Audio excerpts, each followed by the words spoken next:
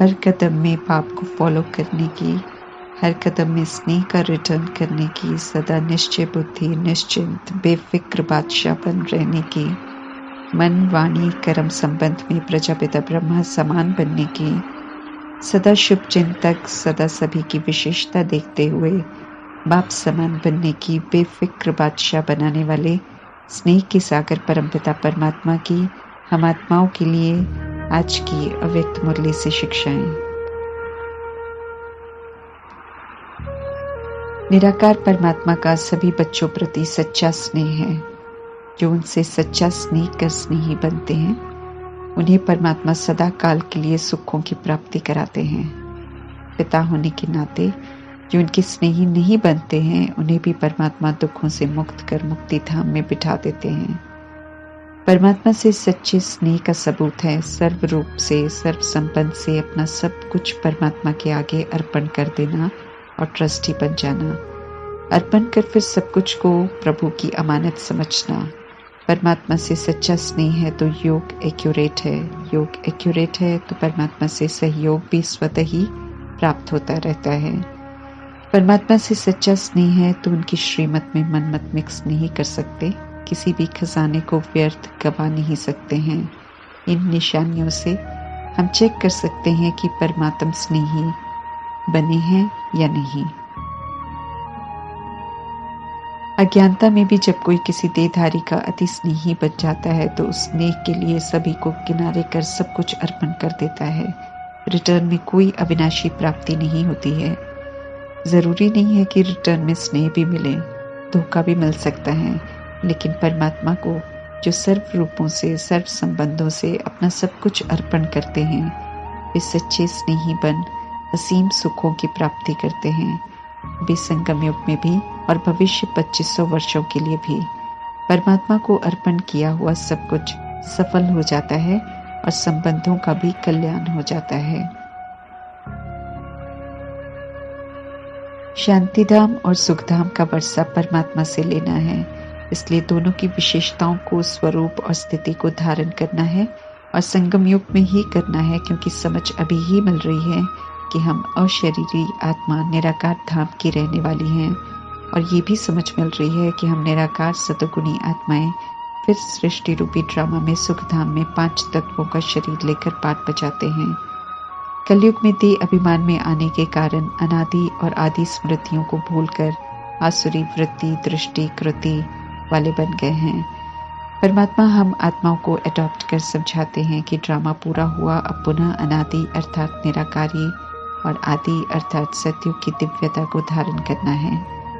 ऐसा सहज बन सके, मेहनत न करनी पड़े, उसके लिए विधि है कि जैसे परमात्मा शरीर का लोन लेकर पाठ बजाते हैं, जब चाहे ज्ञान देने के लिए शरीर का आधार लेते हैं और फिर डिटैच हो जाते हैं, ऐसे ही अशरीरी बनने में निराकार परमात्मा को फॉलो करना है और श्रीमत को प्रैक्टिकल में कर्मों द्वारा अमल में लाने में, फरिश्ता बनने में प्रजापिता ब्रह्मा को फॉलो करना है। साकार शरीर में रहते हुए उन्होंने श्रीमत का पालन कर 16 कला संपूर्ण निर्विकारी, मर्यादा पुरुषोत्तम, सर्वगुण संपन्न, अहिंसा परमो धर्म की सतयुगी डिग्री ली और नंबर 1 में फुल पास हुए, तो साकार कर्म में उन्हें फॉलो कर स्वयं को संपन्न बनाना है। प्रजापिता ब्रह्मा ने खुद को श्रीमत पर चलकर साधारण नर से नारायण बनाया, औरों के लिए उदाहरण बने, इसलिए परमात्मा का फरमान है कि साकार कर्म में उन्हें फॉलो करो। सत्य मार्ग पर सबसे पहले हिम्मत रखने वाले प्रजापिता ब्रह्मा हैं, जिनका उदाहरण देकर परमात्मा समझाते हैं कि कैसे उन्होंने नंबर 1 लिया, ताकि उनके प्रैक्टिकल कदम को देखकर बाकी बच्चे भी हिम्मत कर आगे बढ़े, क्योंकि स्नेही आत्माओं की एक ही लगन, एक ही श्रेष्ठ संकल्प है कि सब बाप समान बने। बाप समान बनना अर्थात बाप द्वारा प्राप्त स्नेह, शक्तिशाली पालना और अखुट अविनाशी खजानों का रिटर्न देना। ये रिटर्न तभी दे सकते हैं जब हम बाप समान बनेंगे। प्रजापिता ब्रह्मा के चरित्र की विशेषताओं की स्मृति बाप समान बनने के पुरुषार्थ में उमंग उत्साह दिलाने वाली है, समर्थ अर्थात शक्तिशाली बनाने वाली है। जितना सच्चा स्नेह उतना बाप समानपन, जल्दी जल्दी रिटर्न देने की तीव्र इच्छा होगी। समान बनना ही विधि है स्नेही बाप और दादा के साथ स्वीट होम में रिटर्न करने का और फिर ब्रह्मा की आत्मा के साथ सुखधाम में जाने का। अभी का हम आत्माओं का स्नेह और याद दुनिया से न्यारा और परमात्मा का प्यारा बनने का है। परमात्मा बच्चों के समर्थ बनने के और समान बनने के उमंग उत्साह को भी देख रहे हैं, साथ में ब्रह्मा की हर कदम की विशेषताओं को भी देख रहे हैं और जिक्र भी कर रहे हैं। बाप समान बनने में प्रजापिता ब्रह्मा नंबर 1 बने, इसलिए श्रीमद् प्रमाण धारण की हुई विशेषताओं को जानना भी जरूरी है ताकि हम देख सकें कि हम कहाँ तक समान बन रहे हैं। पुरुषार्थ करते हुए संकल्प में भी उन्हें सर्व को विशेष बनाने का हर समय उमंग उत्साह था। अपनी वृत्ति द्वारा हर आत्मा को उमंग उत्साह में लाने की विशेषता उनमें दिखाई देती थी। वाणी द्वारा हिम्मत दिलाते, ना उम्मीद को भी उम्मीद में लाते, निर्बल आत्मा को भी उड़ती कला की विधि से उड़ाते, सेवा के योग्य बनाते। बोल सदैव ही उनके अनमोल मधुर युक्ति युक्त थे। कर्म में भी बच्चों के साथी बन हर कर्म में कर्म योगी बनाया। प्रजापिता ब्रह्मा के रोल में सिर्फ साक्षी होकर देखने वाले नहीं बने, लेकिन स्थूल कर्म के महत्व को अनुभव कराने के लिए स्थूल कर्म में भी साथी बने, जैसे बर्तन साफ करना, कपड़े धोने, पेड़ पौधे लगाने, खाना बनाना इत्यादि। स्थूल कार्य करने में देह अभिमान न आ जाए, इसलिए उन्होंने स्वयं ही हर कार्य सफाई से करके दिखाया। पहले खुद हर पाठ को पक्का कर दिखाया। उन्हें करते हुए देख बच्चे स्वयं आकर कर्म करते थे। जो कर्म मैं करूँगा मुझे देख बच्चे स्वतः ही करेंगे, ये पाठ कर्म करके पढ़ाया। संबंध संपर्क में भी प्रजापिता ब्रह्मा ने बच्चों के साथ बच्चा समान बनकर खुश किया। जो वानप्रस्थी थे उनके साथ अनुभवी बन उन्हें उमंग उत्साह दिलाया।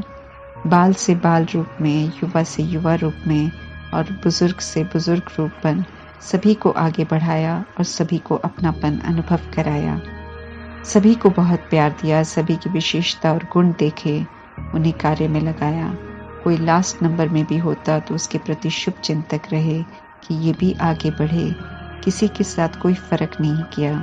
परमात्मा कहते हैं कि इन सभी बातों में समान बनना अर्थात फॉलो फादर करना, इसी को स्नेह और इसी को रिटर्न देना कहते हैं और पूछते हैं कि ऐसे फॉलो करना मुश्किल है क्या?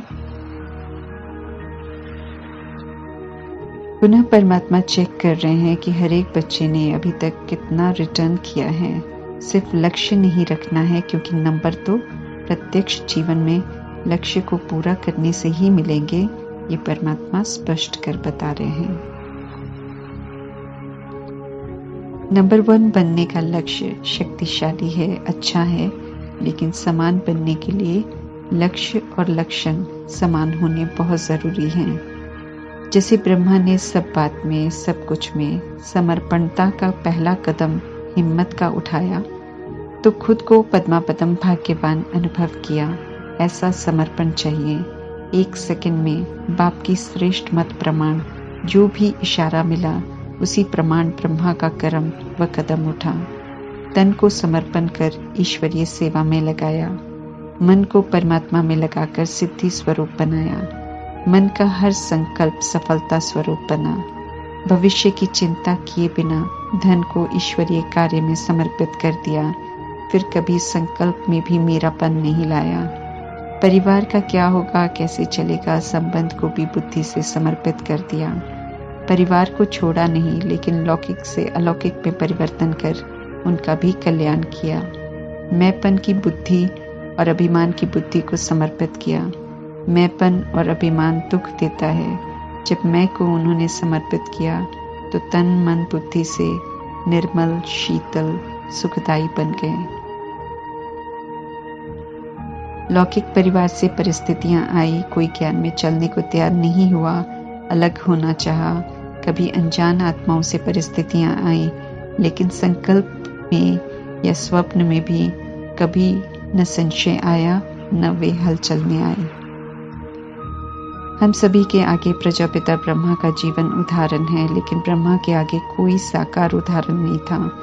उन्हें सिर्फ निराकार परमात्मा में अटल निश्चय था और परमात्मा की श्रीमत का आधार था। ये उनकी विशेषता की कमाल थी जो उन्होंने श्रीमत पर चलकर हर कदम उठाया। उनके लिए क्यों क्या के प्रश्न उठने की मार्जिन थी। वे पूछ सकते थे क्योंकि उनके आगे कोई उदाहरण नहीं था। फिर भी बिना कोई प्रश्न उठाए उन्होंने वही किया जो परमात्मा ने कहा। एक बल एक भरोसा के आधार से निश्चय बुद्धि नंबर 1 विजयी बने।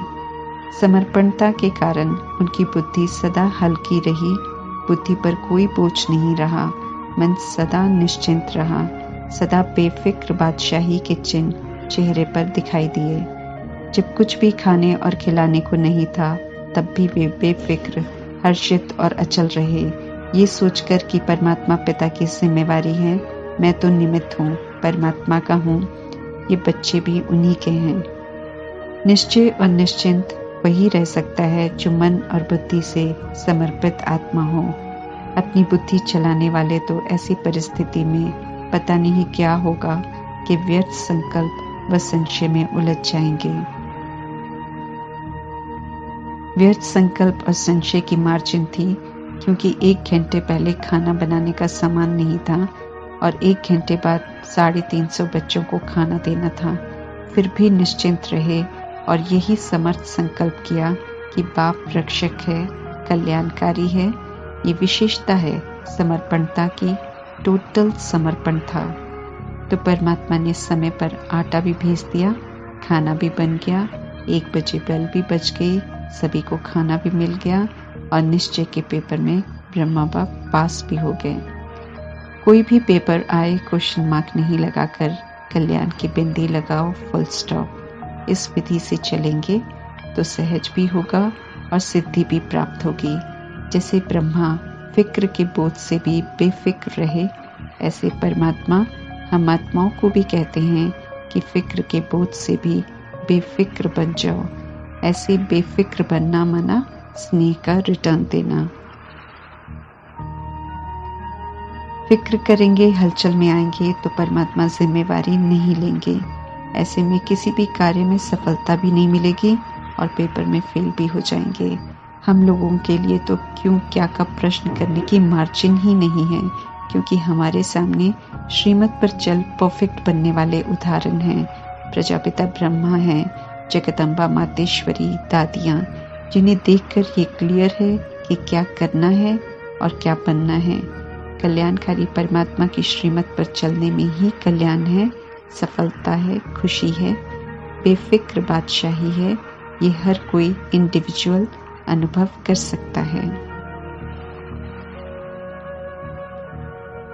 स्मृति से समर्थी आती है, इसलिए परमात्मा पूछ रहे हैं कि अपने को ऊंचे ते ऊंचे परमात्मा के ऊंचे ते ऊंची ब्राह्मण आत्माएं समझकर चलते हो।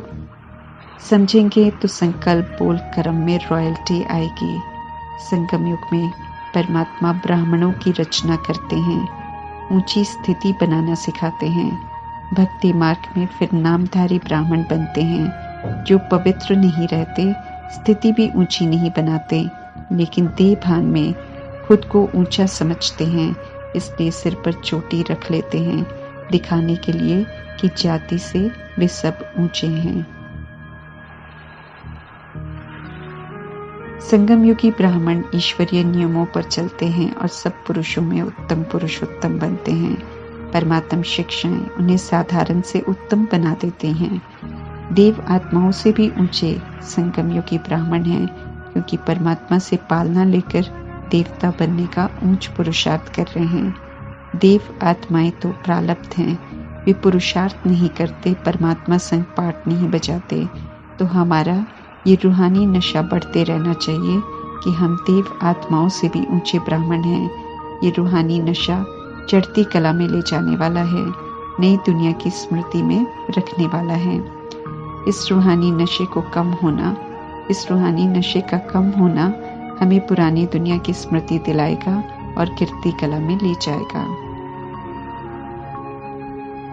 संगमयुगी ब्राह्मण संसार नया संसार है, सत्युग के संसार से भी श्रेष्ठ है, क्योंकि परमात्मा का संग है, उनकी पालना है, पढ़ाई है, सारी बातों की यथार्थ समझ है। हम आत्माएं विश्व रचता परमात्मा की श्रेष्ठ और डायरेक्ट रचना है। ब्राह्मण जीवन वाले हैं। ब्रह्मा मुख से परमात्मा का परिचय प्राप्त करने वाले शिववंशी ब्रह्मा कुमार कुमारी हैं। नया जन्म, नई मर्यादाएं, नया नाम। सही मायने में अभी कह सकते हैं कि शूद्र से ब्राह्मण बनाकर भगवान ने हमें पैदा किया है। मुख वंशावली ब्राह्मण है। प्रैक्टिकल में अनुभव कर सकते हैं उनका बनकर। परमात्मा की रचना श्रीमत पर चल श्रेष्ठ बनती है। रूहानी नशा और खुशी सदा रहे कि हम कौन हैं।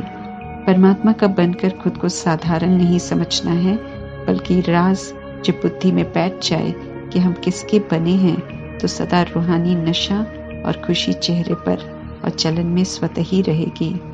जिम्मेवारी है हम आत्माओं की, औरों को अनुभव हो कि सचमुच ये श्रेष्ठ रचता की श्रेष्ठ रचना है। रॉयल बाप के रॉयल बच्चे हैं, तो चलन से, चेहरे से अनुभव हो कि ऊंचे परमात्मा की ऊंची रचना है। साधारणता अब समाप्त हो जाए। विधि है खुद श्रेष्ठ होंगे तो औरों को भी श्रेष्ठ बना सकेंगे। कुमारी जीवन श्रेष्ठ है अगर श्रीमद् प्रमाण चल रहे हैं। संगम युग बाकी के युगों से बहुत छोटा युग है, परंतु इसमें जितना जो करना चाहे उतना कर सकते हैं। संगम युग का लक्ष्य श्रेष्ठ है, श्रीमत मिल रही है श्रेष्ठ लक्षण बनाने के लिए, श्रेष्ठ प्राप्ति करने के लिए। ईश्वरीय जीवन में खुशी भी है, शक्ति भी है, दोनों का परमात्मा का बनकर अनुभव कर सकते हैं। दुनिया में ये खुशी प्राप्त नहीं होती। ईश्वरीय जीवन में खुशी तो विशेषता है। जो कुमारियां समय पर उल्टी सीढ़ी अर्थात विकारी शादी करने से बच गई और परमात्मा की बन गई, पवित्रता का हथियाला बांध लिया, उन्हें परमात्मा देखकर खुश होते हैं कि वे बच गए। जो उल्टी सीढ़ी चढ़ चुके हैं ज्ञान में आने से पहले, उन्हें पूरा उस उल्टी सीढ़ी को उतरना पड़ता है, फिर सीधी पवित्रता की सीढ़ी चढ़नी पड़ती है। मेहनत है, क्योंकि मोह की जंजीरों से निकलना पड़ता है। कुमारियों के लिए सहज है, क्योंकि उन्होंने बंधन कोई बनाया ही नहीं। भाग्यवान हैं जो पहले ही परमात्मा के बन गए। अपवित्रता औरों के सामने झुकाती है। जब तक समझ नहीं होती तो शादी के बाद औरों के पैर छूना, झुकना अच्छी तहजीब समझी जाती है, परंतु जब सत्यम शिवम सुंदरम समझाते हैं कि पवित्रता के कारण कुमारी को पूजते हैं, अपने पैरों को छूने नहीं देते हैं, झुकने नहीं देते हैं, लेकिन वही कुमारी जब शादी करती है तो झुकती है, क्योंकि अपवित्र बनती है। तो समझ में आता है कि विकारी हथियाला बांधकर झुकना गिरती कला में जाना है। कलयुग में गृहस्थी बनना, परमात्मा के अनुसार बकरी बन सबके आगे सिर झुकाना है।